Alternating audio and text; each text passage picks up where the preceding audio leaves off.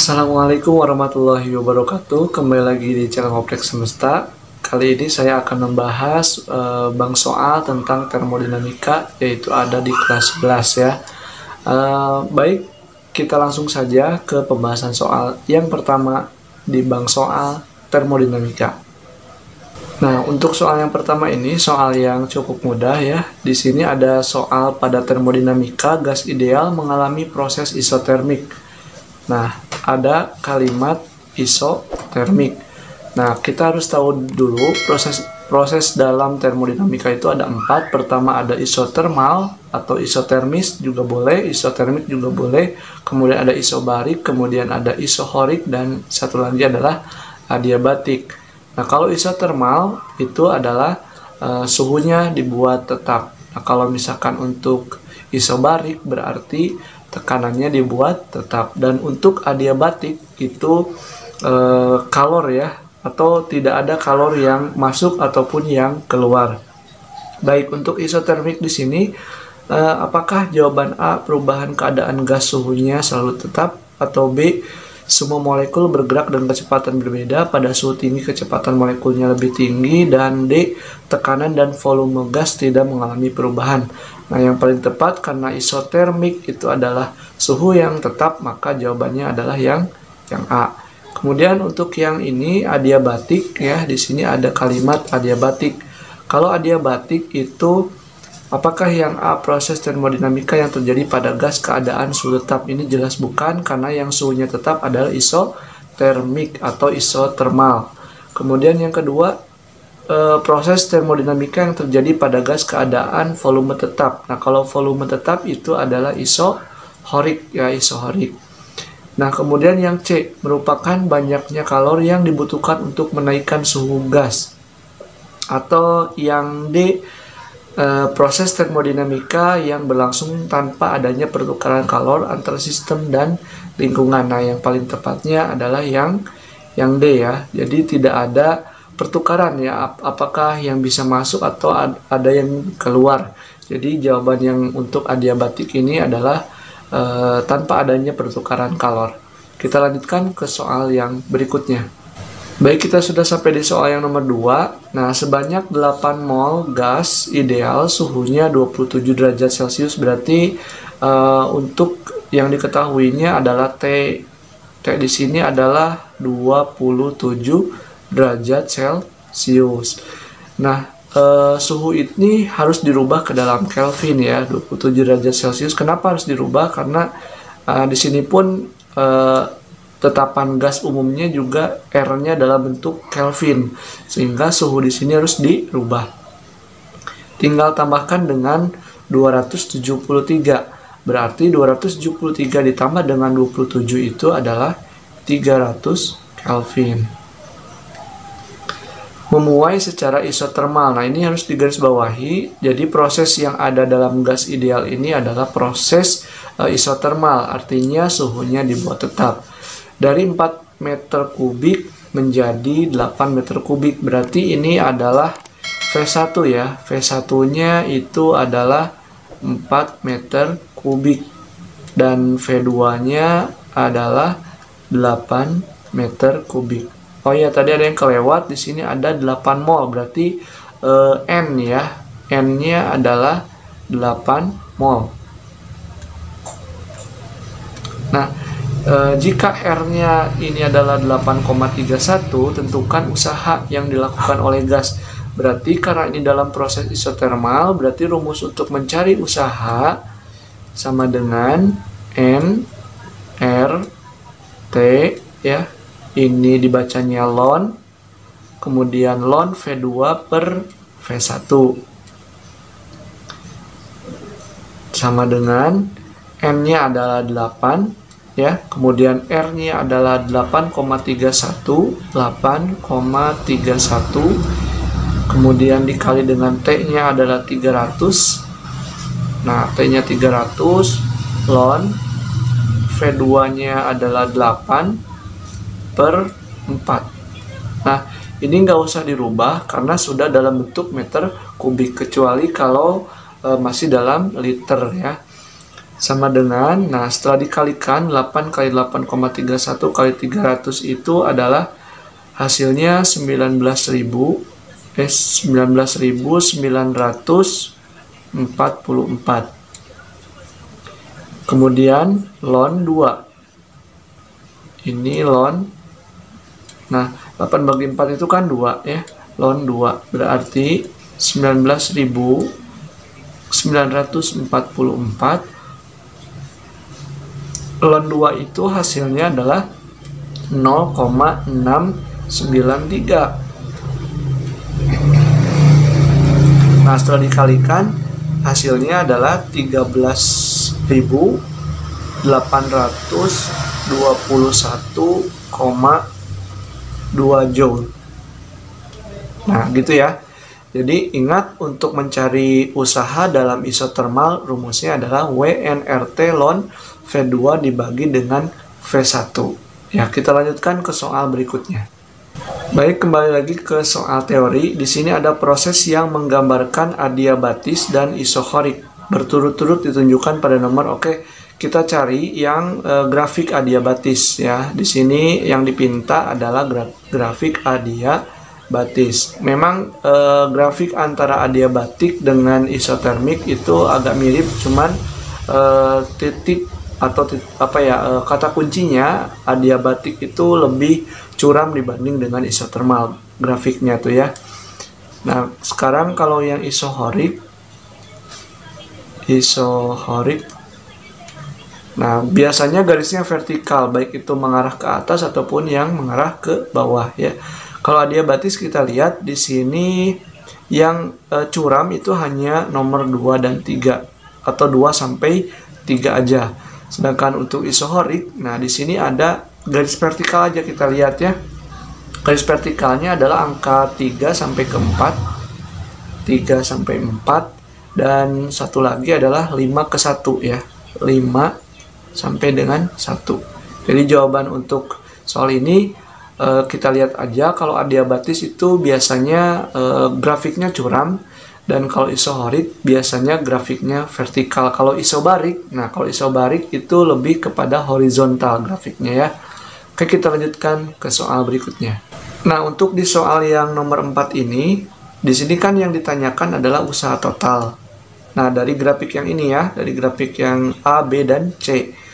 Nah, kita lihat bahwa untuk mencari usaha total ya, atau saya tuliskan dengan W total sama dengan ya, ini kita harus menjumlahkan antara grafik yang ada atau usaha dari W A ke B ditambah dengan W B ke C.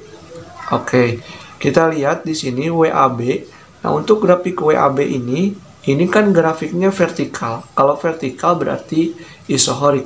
Nah, kalau isohorik artinya volumenya tetap. Nah, dalam volume tetap itu usahanya bernilai 0. Maka untuk WAB di sini nilainya 0. Kenapa 0? Karena prosesnya melalui proses isohorik. Harus diingat bahwa isohorik itu usahanya bernilai 0. Kemudian ditambah dengan WBC. Nah, kalau WBC ini garisnya itu atau grafiknya itu horizontal. Nah, kalau horizontal berarti dia pasti isobarik ya. Nah, isobarik itu rumusnya cuman ini aja, P dikali dengan delta V. Oke, sama dengan, karena 0 ya udah tersisa dengan P dikali dengan delta V. Oke, kita lihat nilai P-nya. P itu adalah tekanan ya. Tekanannya untuk grafik yang ini nih, yang B ke C itu adalah bernilai ini ya, 2 kali 10 pangkat 5. Nah, dikali dengan delta V. Oke, delta V-nya itu ini V1. Nah, itu P1. Kalau ini adalah V2. Berarti tinggal dikurangi aja. Antara 3,5 dikurangi dengan 1,5. Nah, 3,5 kurang 1,5 itu berapa?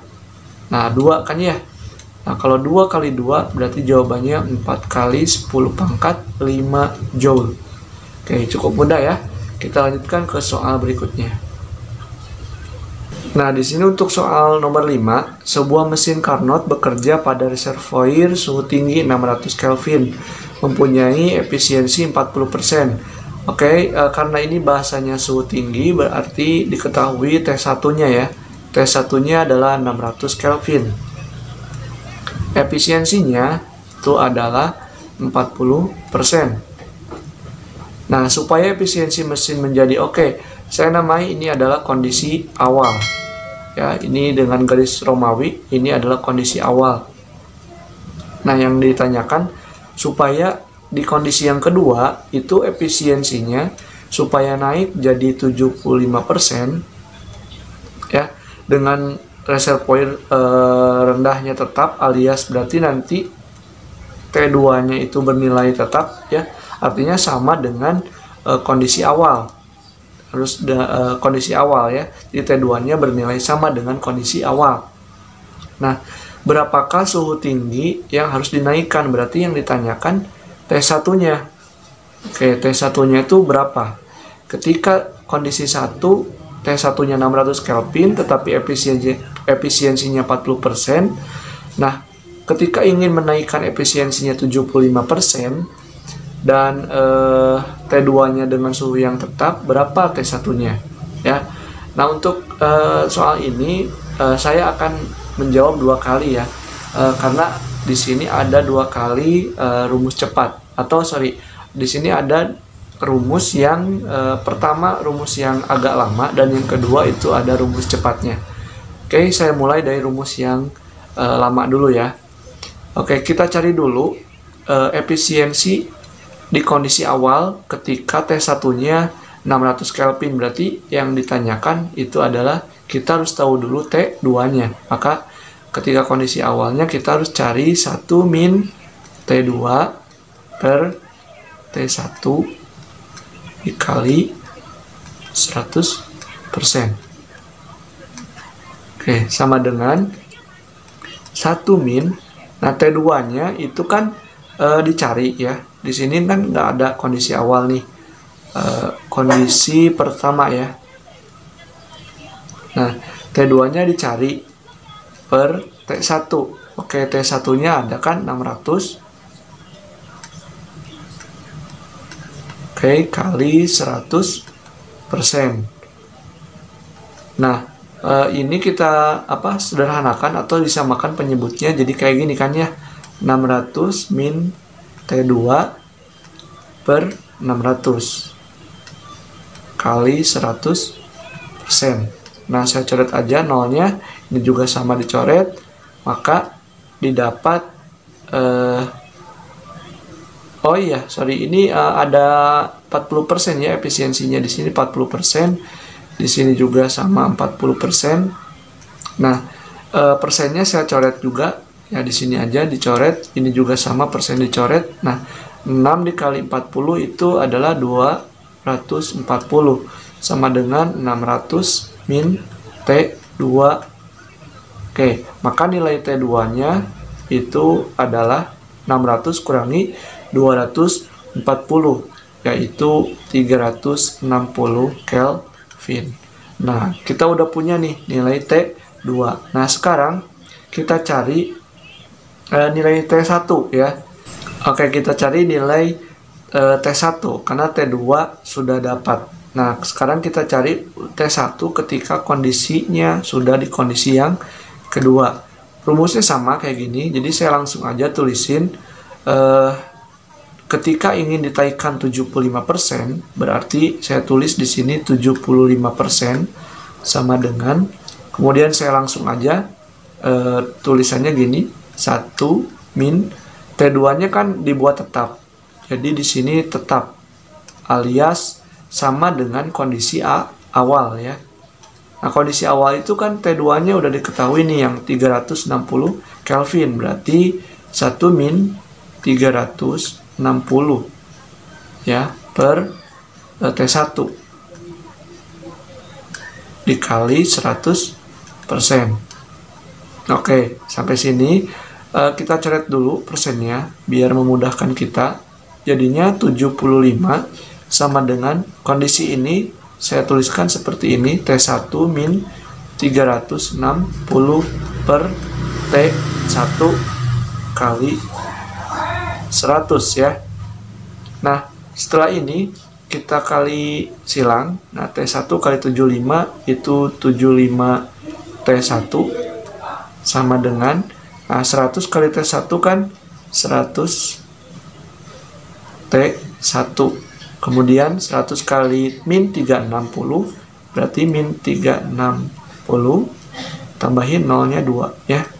Nah, maka kita pindah ruaskan 36 0 0 0 sama dengan 100 min 75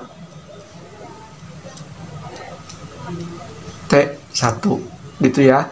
Maka nilai T1 sama dengan 36.000 dibagi dengan 25 ya.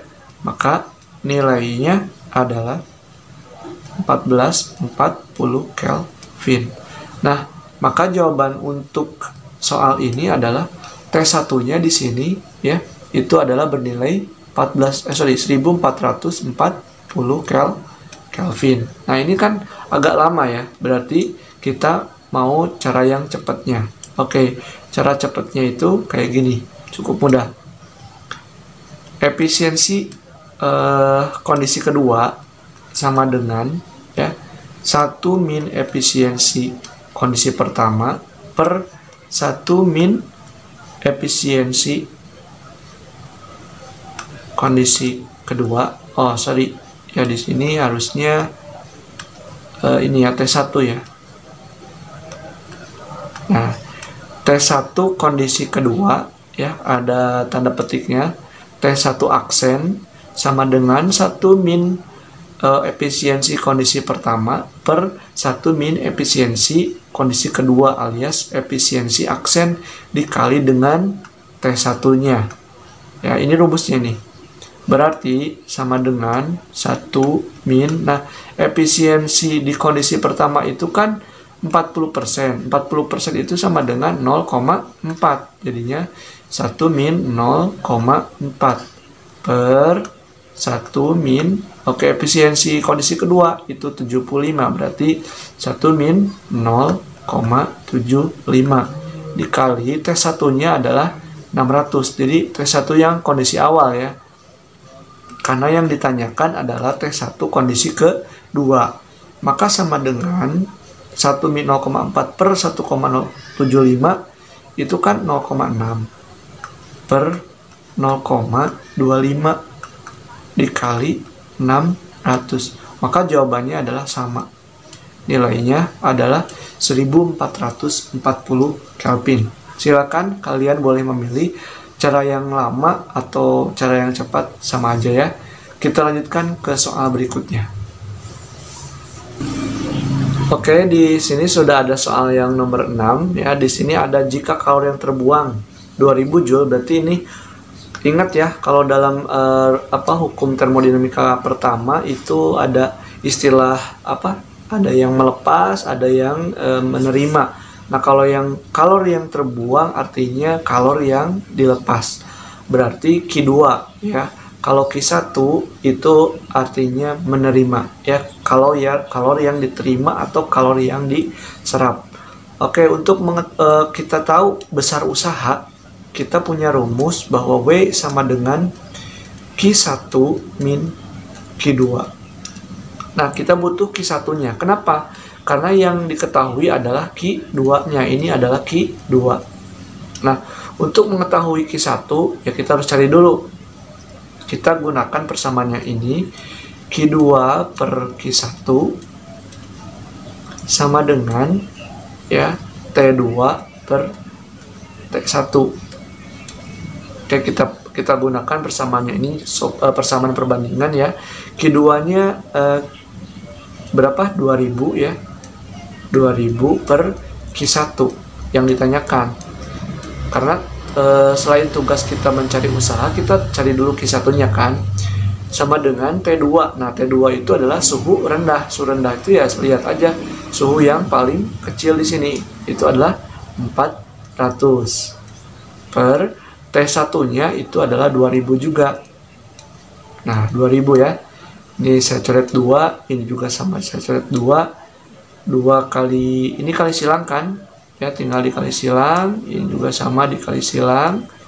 Jadi Q1 atau 4 Q1 ya. Kemudian 2 kali 2 adalah 4. Tambahin aja nolnya 4 ya. 1, 2, 3, 4. Oke, maka nilai Q1-nya itu adalah 10.000. Ya, tinggal 40.000 bagi 4 aja, jadi 10.000 Joule. Nah, kalori yang diserapnya itu adalah 10.000 Joule. Tinggal masukin deh ke sini.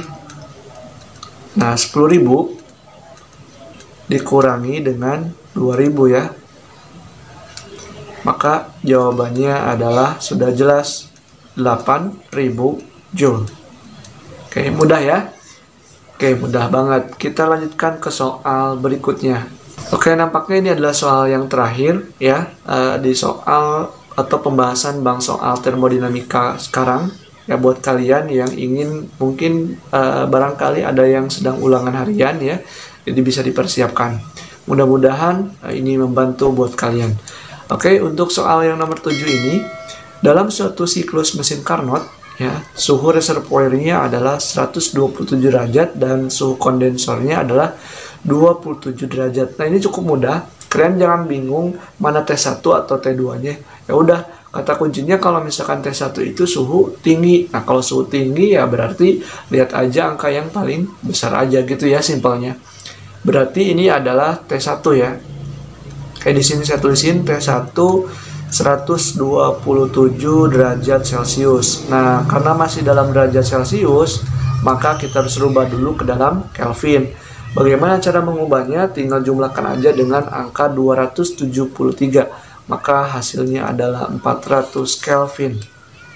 Dan kondensor berarti ini adalah T2 ya. T2-nya saya tulisin di sini 27 derajat Celcius. Nah, dirubah menjadi 300 Kelvin, tinggal dijumlahkan dengan angka 273 ya. Kalori yang diambil mesin per siklus adalah 60 Joule. Nah, lihat, kalori yang diambil itu sama aja dengan kalori yang diterima atau sama aja dengan kalori yang ditambahkan.